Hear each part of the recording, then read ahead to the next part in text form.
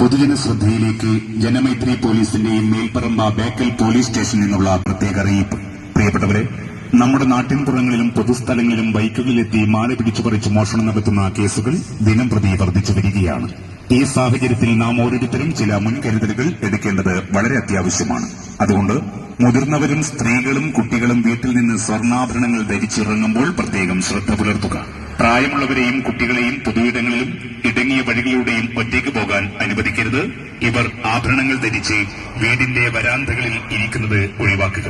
ഒറ്റപ്പെട്ട സ്ഥലങ്ങളിൽ ഹെൽമറ്റ് ധരിച്ച് ബൈക്കുകളിലെത്തി പരിചയം നടത്തുന്നവരോട് അകൽച്ച പാലിക്കുകയും അവരിൽ നിന്നും ഒന്നും വാങ്ങാതിരിക്കുവാനും പ്രത്യേകം ശ്രദ്ധിക്കുക.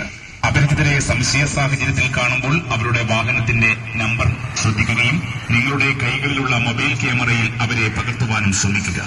മുതിർന്നവരെയും സ്ത്രീകളെയും കുട്ടികളെയും തനിച്ചാക്കി വീട് വിട്ടിറങ്ങുന്ന സാഹചര്യം ഒഴിവാക്കുക.